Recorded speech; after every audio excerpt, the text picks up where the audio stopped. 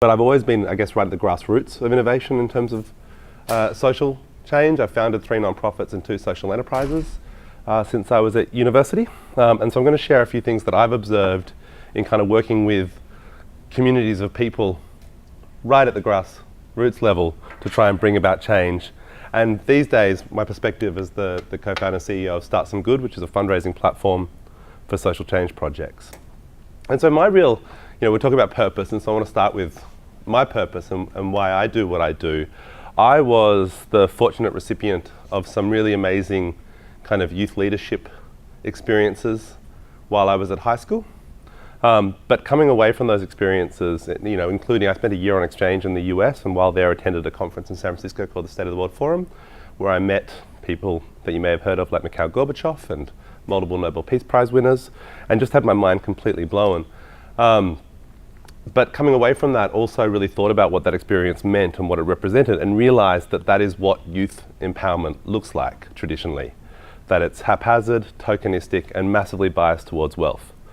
In other words, it was entirely dominated by people like me, white boys from middle-class families who'd, kind of been trained around the dinner table, around being verbal and argumentative and confident, and no need to actually know anything. I was prepared to stand up and express myself on my firmly held belief with no particular context, classic white male privilege in many ways. And I started to think about what does it look like for everyone to have the experience that I had had. And what was core to my experience, I realized, was that idea of being told that my voice mattered and that my experiences mattered. That despite the fact I didn't actually know anything about anything, I did know about my own personal experiences, such as they were as a 16-year-old making my way in the world, and that having people, important people, decision makers, influencers, people who could make a difference, people who'd done amazing things with their lives, actually stop and listen to me and my peers at that particular event was an incredibly profound experience. And so more or less ever since then, I've been trying to figure out how we can give that experience to everyone. How can we build a society where people genuinely know that their experience matters, their voice matters, and that we need their ideas and their participation in terms of creating a better future for all of us? And so I've been interested in the infrastructure of democracy, essentially. I founded an organization called VibeWire while I was at university and led that for its first 8 years. It's now 17 years old, so they've been around longer without me than they have been with me, which is kind of a weird thing to think about and makes me feel old. But and that was all about giving young people experiences of participating and creating, making a difference. And it began with a very strong political focus. It was all about, if you want to create the future, you need to know how bills become laws and, how people win office and the game of politics. And so we spent a lot of time, getting people. We sent youth reporters out on the campaign trail during a couple of federal elections. That elite group of journalists that travel with the Prime Minister and the opposition leader. We had 18-year-olds on their plane and on their bus asking questions at press conferences, how does this affect young people? Because no one else asked that question. No one gives a damn. They're only interested in how it affects people's mortgages in the outer suburbs. And so it was very much this creating change involves affecting politics vision. But after maybe the first 6 years of doing that, I began to feel a little bit stymied by our own theory of change in terms of, is this the only way that change happens? Is this the best way we can all use our energies to kind of bang against the wall of politics and say, listen to us, and mostly then get ignored? And so the organization and I guess my personal vision around change trended from, I'd come from a really activist family. I'd been organizing protests as a 16-year-old and so on, through to kind of a more kind of journalism, build the conversation, create platforms for participation, but still incredibly oriented around politics. And then actually kind of going, well, what can we do outside of politics? So in other words, an entrepreneurial approach to change. What are the assets that we all have at our disposal that we can use right now to create the kind of future that we need? And so amongst multiple things that inspired us to do was open the first co-working space in Australia for youth entrepreneurs in Sydney in 2005, which is obviously something that now is mind-blowingly popular, really. Going from when there was none to now there's one on every corner, it feels like, in Sydney. There's multiple within walking distance of my house on the North Shore, which just seems amazing these days. But still, my frustration is how do we help people get involved? And so far as the funding world goes, there's still enormous barriers, as we're just discussing, in terms of what gets funded, your access to or even knowledge of funding channels and opportunities, your ability to build relationships and to meet the right people in the right space and present yourself in the right way to access all of those. And of course that has a huge drain on innovation. That means a lot of great ideas don't get the chance to emerge, be trialed and tested.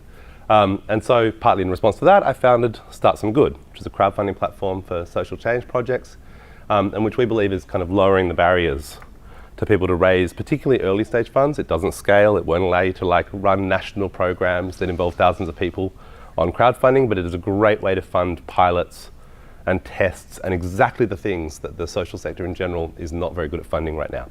But I'll talk about that a little bit more in a second. I just want to quickly touch on what I think are 4 interesting challenges or trends within the social change sector. Feels like not quite the right word, but world. And then have a chat with you guys about whichever of those you find most interesting or something completely different, whatever we can tease out. So 4 challenges that I think are really interesting. The first is a shift in the way that people are actually engaging with social change. For my parents' generation, it used to be about long-term participation and commitment to specific causes and specific organizations. So participating in a social change movement often looked like this, and this is Rotary, maybe not the best example, but it looked like turning up. Being in a particular place at a particular time with other people. If you were involved in Amnesty, you would turn up to letter writing parties and sit there together, handwriting letters. If you wanted to be involved in politics, join your local party branch, union movement, etc. Meeting-based, real-world people in a room. Today it looks, of course, a lot more like this. Just light connections, instead of very deep connections with a very small number of organizations, very shallow connections with a very large number of organizations who barrage us with messages that you'll see kind of the trend here is that most of these, almost all of these are unopened. Barrage us with messages that we mostly can't even, engage with. They're overwhelming.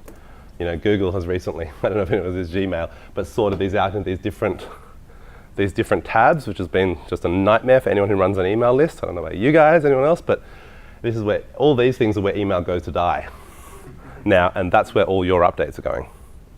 That's where email lists go today.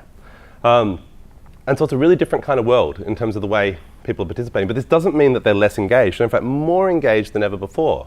We have an incredibly civic generation growing up that are really thinking about social issues.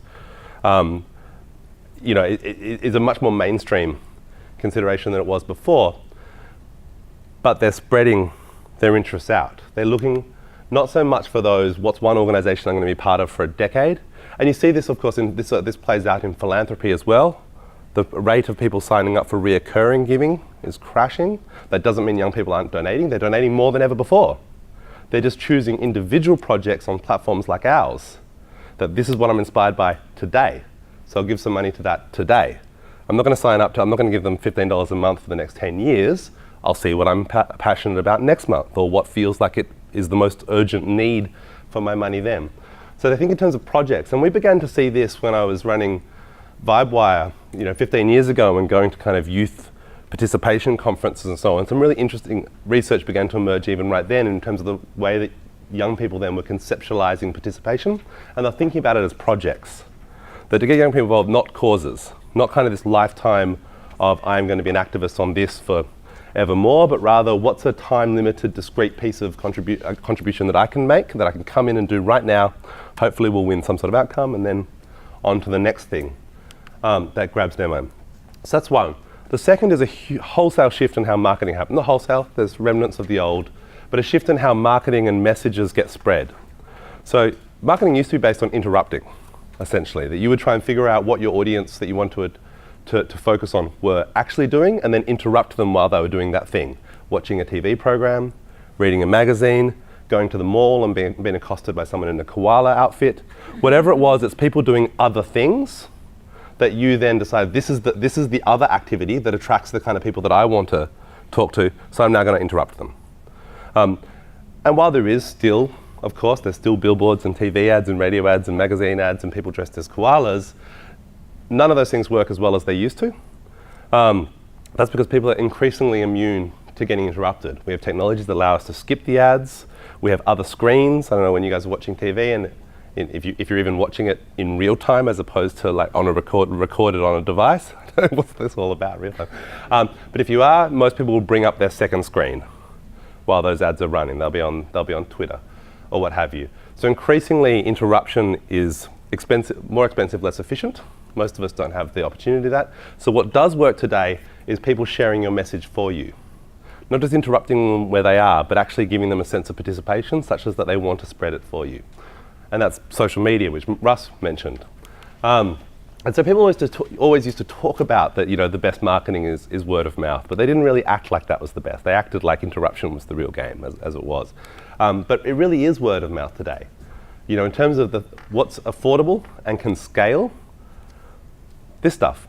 But you can't do it yourself. What doesn't scale is just endlessly hitting people with your own message. It's got to be about inspiring other people to share it for you. As we tune out everything else, the stuff that we still pay attention to is stuff that's shared with us by our real relationships and our real contacts. And what gets shared is what sits right in here. And this is exciting because not-for-profits, never had the budgets to really play the interruption game at scale in the way that corporations could. But not-for-profits and social enterprises can be better at the sharing game than those companies because their messages are, in fact, more interesting and more aligned to be shared. They tend to be more timely. They tend to be about something that's happening right now, an opportunity, a challenge, a threat that is like happening right in front of us at the moment. They hopefully come from a more trusted place. I think not automatically, but instinctively, most of us trust not-for-profits somewhat more than for-profits, who clearly have a different kind of agenda in terms of what they're trying to achieve. And they have the opportunity to be much more memorable because they are urgent, because they're about real-world stuff, because they're not just about something that you can consume. So it's a great opportunity for not-for-profits, but it does require a different style of communication. You can't just impose the messaging that used to work for interruptions into social media because it just doesn't work. You have to talk to people in a much more human voice.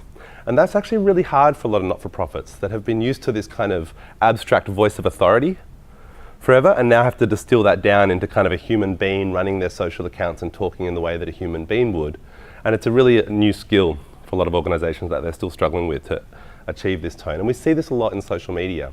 There's a lot of, we have a lot of kind of startups and interesting innovations, but we also have some big organizations use our site, from World Vision to Oxfam to some really well-established organizations. And it's surprising how not good at crowdfunding they often are. You think, oh, these guys are going to be amazing. They must have this huge email list and, they wouldn't be here and they wouldn't be big if they weren't good at fundraising, so they're going to be great at crowdfunding. But actually as an approach to fundraising, it's often something that they're not very good at. And often it's because they don't know how to talk in this way that is more human, more natural and more shareable. And so they often say things, and one of the mistakes they often make is they just talk about themselves. And so you get terrible, non-effective appeals like this, which doesn't tell you anything about what they're actually trying to do. Like, this is the world's least exciting. It doesn't even have, everything about this is wrong, and I hate to name and shame, but it doesn't tell you anything about the campaign. It's written to the platform, who is not going to be your donor. It doesn't have a link, and it doesn't tell you why you should care. Because clearly the idea that it's the halfway, and who gives a damn? That's all process and all about them. What does work is stories that are about either the beneficiaries, making heroes of the beneficiaries that link them to specific locations and specific activities, or making heroes of your supporters. And really kind of honoring or charming and thanking them. But a really different approach. You as not necessarily the hero of your own story. So your beneficiaries or your supporters are the heroes here, and you're just an enabler for the things that they can do together. And of course the name of the game in social media, as in fundraising, as in most things, is to make people actually care. And this is where I think some of the stuff around impact investing gets really caught up. And I'll talk about that a bit more in a second. Happy to answer questions about it because it's a space we play in. But humans are not actually very good at blending intrinsic and extrinsic motivations. They sit in different parts of our brains and we oscillate between them. And so asking people to merge those together is often a thing that people really struggle with. This is why low bono is harder to get than pro bono. I've heard stories from not-for-profits who have gone to law firms and said, we have this group of clients and they're elderly and they don't have much money. Would you do a low bono rate for them? Would you do $50 an hour? Legal help people I don't get out of bed for $50 an hour. And they're like, well, would you do it for free? Sure, no worries. Because they've just switched it from there. It's no longer about I'm getting underpaid and that's ridiculous. Now it's I'm contributing and I'm doing something that's meaningful for me. But of course, impact investing potentially is asking people to balance these two things together. It's easy enough when it is, as Russ said, commercial returns. I mean, fine. Of course, that's really easy. You don't need to balance anything. They can kind of sit together in an unobtrusive way. But if you're anything sub-commercial, you have to actually figure out what value do you place on that social impact in order to trade off against the value that you're not going to receive financially, and that more or less fundamentally breaks people's brains to a certain extent. And so that's an area we need to work with. And what we're going for, I think, today always, is this idea of building active communities. No longer people don't just want to be passive. This is why they don't like to sign up for recurring giving. That's the ultimate passive form of philanthropy, is just take it from my bank account. I don't have to think about it, I don't want to do it. People actually want to be more involved. They want to feel a sense of agency and ownership over the things they're supporting. That's one of the things we really love about crowdfunding, is because we think it does a really amazing job of creating these really engaged communities. Because people who support crowdfunding campaigns, particularly when you use, as we do, an all or nothing methodology, so people only get their funds if they reach their goals, it means it's genuinely a communal effort. I could give you $50 and that's great, but it doesn't mean anything if I don't actually help you get reach your goal. If you don't reach your goals, you don't get my 50, nothing happens. And so then I'm more likely to share, I'm more likely to push it out, I'm more likely to give a second time if necessary. We see this a lot, people giving at the start and then again at the end in order to ensure campaigns reach their goals. So that when they do succeed, you really felt like that you were a kind of co-founder of that project, a sense of ownership over it. And this is I think particularly powerful for social changey community stuff, but crowdfunding is really good at this in all contexts. I was reminded of this last time I was in Melbourne, actually. I'd just spoken on a panel about crowdfunding, but then in the drinks afterwards, a guy just talked to me on and on about his new watch, which he'd bought through a crowdfunding campaign from a company bringing Swiss-style watch manufacturing to inner city Melbourne. And you would really have thought, if you just joined the conversation, that he was like the co-founder of that company. It wasn't just that he's like, isn't it cool that there is Swiss-style watch manufacturing in Melbourne and I bought a watch? It's, I helped bring Swiss-style watch manufacturing to inner city Melbourne. It's really different from just going into a shop and buying a watch, but it's also really different from just giving money on a donate button on a website or recurring giving. The third thing that's been touched on is the rise of social enterprise in general, which I'm really excited about. But I think it's obviously an opportunity, but it is also a challenge to traditional not-for-profits. Now, what social enterprise means in general is that, if we think about kind of social versus private benefit as a grid normally, we've mostly oscillated traditionally between these two quadrants. Things that are purely about personal, private benefit, go to work, earn a living, put food on your table, feed your family, versus things that are been involved in an activist cause or a community organisation or a religious group. And normally we'd move between them, so Monday to Friday, earn the money you need to survive, and then on Sunday, go and say sorry for the way in which you earned your money and all the damage that does for the world, and then on Monday, go back to work. Or, work, accrue wealth, and then reach that point in life when you decide to give back. And you still meet people today. I often meet people who are in leadership positions in not-for-profits. You say, how'd you end up here? And they're like, particularly those who've shifted late in their career from a corporate. Well, and they're like, I feel like I've achieved enough personal success. It's time to give back. And that whole phrase, I've achieved enough, and now it's time to give back, is not something. That is completely foreign concept to almost anyone younger than me, to millennials. The idea of waiting until some later part in your career, at which point you will actually do the things that are really personal and important to you, is completely foreign to them. They're not going to wait till Sunday, let alone wait till they're 65. And so we see the rise of, you're hanging out, I should say. This is post-prosperity. We also have this quadrant. It's filled out. It's kind of a whole different talk. But people, so don't get to hang out as much as we do. So there's a whole interesting world over there. But actually the one I want to talk about is this one. So social enterprises which combine profit and purpose. And I think that's really exciting. And that's fundamentally changing behavior. And it's been driven by, and I want to be careful in the way I talk about this, because generational theory is BS. Generations don't create changes. They reflect changes in the societies around them. They're the blank slate upon which the changes that have already occurred are then most clearly reflected. So it isn't that millennials are just different and therefore we're responding to the difference. It's that the world is shifting and that they are embodying those shifts. But for millennials, this is the space in general that they want to be. They want to do things that are meaningful and personal to them, but they also want to make a living, and they don't see any reason why there should be trade-offs amongst that, and they don't see why they should have to wait. this is a few years old, but I think really interesting. You know, that idea that was so popular in the, 60s through 90s, that the only role of business was the maximization of shareholder returns. In the US, as of a few years ago, only 7% of millennials actually agree with that statement. Fully 93% think business have some sort of a role in terms of doing good work and being conscious of how they make their profits. 21% think that business should only exist to drive social and environmental benefits. It should be the only, why they exist, and profits just being as a means to that end. And of course, this is shifting all the way around. And it's already affecting behavior. Young people want to work for companies that have a sense of purpose beyond just profits. They want to consume from companies. But once again, they want to do so without trade-offs. So they want to be able to buy products that are better for the world, but which are, of equal value, of equal quality, of equal stylishness, of equal deliciousness, or whatever the case might be. And so this is kind of the world of social enterprise, what I like to call social enterprise 2.0. Social enterprise 1.0 was a world of sacrifices, that if you want to do the right thing, you're going to sacrifice somewhere. So social enterprise 1.0 for me is I live on the lower North Shore of Sydney, and there's a little kind of boutique supermarket near us called Taste Organic, and it's all organic food. It's no animal testing. It's all the good stuff, and that's what it used to look like. It used to be specialist locations off to one side where you'd have to go a little bit out of your way to get to, and it would cost more. Whereas I think social enterprise 2.0 is that you can go to Coles now and they don't sell caged eggs. For instance, free-range eggs have taken over the shelves of Coles.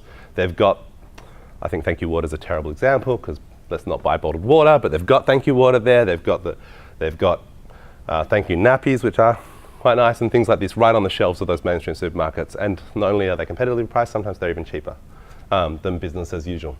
So that's really exciting. But of course, it's a threat for you guys, because just to go back, it means that you no longer own this half of the spectrum. Non-profits no longer have, non-profits, religious organizations, community organizations, no longer have a monopoly on purpose. Now they're competing with companies who are telling people, buy our product and you're living your purpose as well. And there's only so far that can get us. While I think social enterprise is incredibly exciting, we can't, for instance, consume our way to a more equal world. You can't, if you really care about, if you're really focused on, I want to support, I really care about the lack of access to clean water, and I want to do something about that, don't buy Thank You Water, give money to charity water. But it's on charity water, it's on non-profits now to actually outcompete businesses as a conduit for purpose. And we're up against, not-for-profit social enterprises that have all the kind of sophistication and sometimes the funding of corporates, but are now acting in ways that not-for-profits used to in terms of building movements, and are really harnessing the power of social media, turning otherwise boring products into shareable products. I don't know if you guys have ever kind of bought toilet paper at the supermarket, gone home, and then thought, I've got to put this on Instagram. There's going to be organisation funds WaterAid, which is a traditional non-profit. Exactly. So there is a connection here, but less efficiently than if we gave to WaterAid directly. But in terms of access to returns. Totally. So this is the balance. But should WaterAid have set this up themselves and direct 100% of profits? We're still losing 50% of the profits here. And of course, a lot of these organizations have negative externalities themselves that are not factored in. How are we losing? Can you just explain? Because they give 50% of their profits. But then presumably the other 50% enables them to continue to run the business. Yeah, and at some point to provide 50% of profits. Yeah. So the profits are not, they enable them to expand the business, but at some point expansion. And part of the problem with this as an economic system is this is still, these to me are kind of really boring, low impact forms of social enterprises, because they still maintain the old school dynamic that what is the job of business? Maximize profits. And then if you want to do something good with those profits, who do you give it to? Who has the job of actually doing the hard work, the complex work of social change? WaterAid. So it's still this bifurcation where the real work of social change, that's charities. And what is the only role of a business? To maximize profits. How can these guys create more impact? More profits. More sales. How can these guys create more impact? More bloody bottled water. Yeah. And so I think there's what to me is more interesting in the social enterprise space is companies that create their impact in the way they make their profits. not through the redistribution of profits, but through actually rethinking how they make those profits in the first place. And then finally, how do we fund innovation? And the answer is in the social sector, we mostly haven't, and we mostly don't. And that's because everyone is very well-meaning and takes their work seriously around we have a limited amount of money and we want to do the maximum good. So we'll only fund things that we know will work. We'll only fund things that have well-proven models of change and that have data that proves that that work makes a difference. And that's really sensible. That's like a smart thing to do on an individual basis, completely defensible for any individual foundation, any individual government. The end result of all of that, though, is that when you only fund things that you know will work, well, why do we even have all these problems? You know, if we've already discovered all the things that will work, you'd think we would have actually solved some of these issues. But clearly the things that work don't in fact work, or else we wouldn't still have all these endemic social problems. So what we need to fund is things that we don't know will work in order to discover what can work. And you really see this in the commercial sector. The organizations that have grown the fastest and made the biggest impacts on their sectors are those that were likely to fail at first. Sensible startups that have like a really sensible model to make a reasonable amount of profit are not the ones that really blow up and make a difference. It's the things that probably won't work, but what if they could work? And so in the commercial sector, they ask, what if it worked? But in the social sector, we ask, what if it doesn't work? And one of the disappointing things about impact investing is it's replaying this exact same dynamic. They're only funding things they know will work. So we're not actually funding. Impact investing gets a lot of hype at the moment as a really exciting new way to approach social change, but almost 99% of what gets called impact investing in Australia goes to two places. Renewables projects with long-term supplier agreements in place, that's great, but honestly, like any investor would take those deals, or buildings. Building LEED certified buildings or refurbishing old buildings into LEED certified. And that's all really important. That's work that should happen, that's good stuff. But clearly we need some really transformational approaches to creating change. And that means funding things that will probably fail. You can judge how innovative an ecosystem is, not by the amount of success, but by the amount of failure. And whether you're prepared to learn from that failure and embrace that failure as a necessary part of an innovative ecosystem. But because the impact investors at the moment are desperate to prove that impact investing can work, that it's not throwing money away, that it's not philanthropy, you can make money out of this and do good, they're trying to win every deal. And trying to win every deal is a roadmap to achieving very little. So for most of the impact investors at the moment, by the time you could get an investment from them, you could get an investment from anyone. Because you're investable. So they haven't rethought, much in the same way that the social enterprise I just pointed out before haven't rethought the actual job of a company. They haven't rethought the way in which we make our money, the way in which we drive profits, and actually done that in a more holistic way that takes responsibility for diverse stakeholders. It doesn't just hand the money over for someone else to do the hard work. So too, do we need to rethink the way in which we do investment, not just to be a cherry on top, once you've already kind of ticked all the boxes of investability, and then we want you to be impactful as well. We need to rethink what investability means to us. And maybe what are you prepared to trade off in return for social impact? Is it that you'll accept less return over a longer time frame with more risk? But very few people are actually making those trade-offs at the moment. They want you to still have all the normal criteria and then social impact as well. So we think kind of the issue in the sector at the moment is not a lack of money. We actually think there's heaps of money. And StartSomeGood doesn't exist to generate more money for the charitable sector, which is why most fundraising platforms exist. We think the problem with the funding in the social sector is a little bit like the problem of food scarcity in the world, which is that there is no food scarcity. It's just that food is often wasted and poorly distributed. I think funding in the social sector is the same. It's often wasted and poorly distributed. In particular, it's poorly distributed towards the more innovative edge of the market, towards discovering what can and can't work. And even when they try this, they normally fall short. I was in DC in 2008 when Obama was elected, and one of the early things he did was set up the President's Council on Social Innovation. And the very small group of us who actually kind of were in the capital S, capital I social innovation sector were really excited. This is going to be a big deal, and they announced $50 million in funding. Well, imagine all the things we'll learn. Imagine all the amazing experiments and all the breakthroughs and all the great new models. And then they released the selection criteria for those grants, and they wanted to fund quote unquote proven models of innovation. There's literally no such thing. As soon as it's proven, it's no longer innovation. It may be worthwhile, it may need scale. You know, that may in fact be the right role for government even, to wait back until things are proven and then scale them. But that only works if someone is helping us prove new things, is funding the things that we don't yet know will work.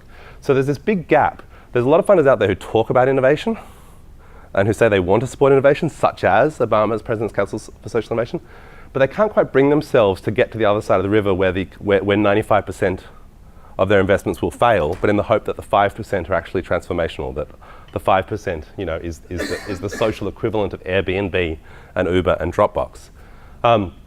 And so we're trying to figure out ways. One of the things, one of our main focuses at StartSomeGood at the moment is how do we get them to meet in the middle?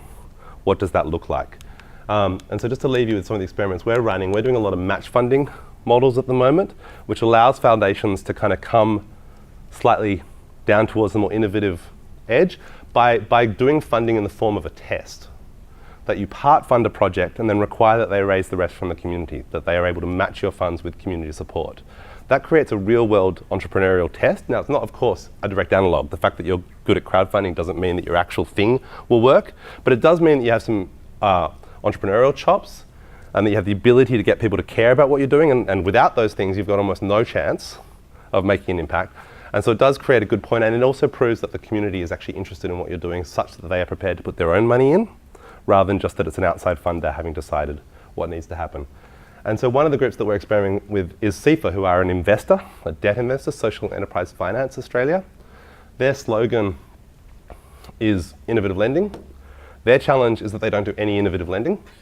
But they know it. Don't quote me completely publicly on camera, so much for that. They've seen me say this before. They know it, that's why they're working with us. Because they've been saddled with criteria. They work with very traditional criteria with a group of bankers on their risk assessment team who are assessing every deal in the way they know how to try and reduce the risk. And the end result is, of course, that what you're actually trading off as you're reducing risk is you're trading off impact. And so we're constantly trading off the possibility of actually kind of transforming issues and doing things that are genuinely groundbreaking in return for 2% incremental improvements in something or other. And so our deal with them is that people will raise 50 to 100,000 and they'll get lent 1 to 300,000, depending on the exact parameters of the deal. And so it allows them to get a little bit early stage by kind of replacing some of their traditional criteria. They'd love you to have a building, preferably a capital asset, before they lend to you. And in place of that, they'll say, well, at least you have, you have pre-sales, you have community support, you've also required less money from us, which in and of itself makes it less risky. Another interesting one just to point to really quickly is the English Family Foundation. They're trying to help more charities launch social enterprises to become more sustainable. And so the Social Enterprise Design Challenge, which we've just finished the second batch of, they provide half budgets for new social enterprise concepts from existing charitable organisations, which is all they can give money to, but who then raise the rest from the community. And so they're pure idea stage ideas, but by the end of the campaign, they're no longer pure idea stage. There is kind of a form of progress, a form of implementation, a form of data that goes along with that. So yeah, I'll leave it off there and then keen to have a chat and hear what you guys want to explore further.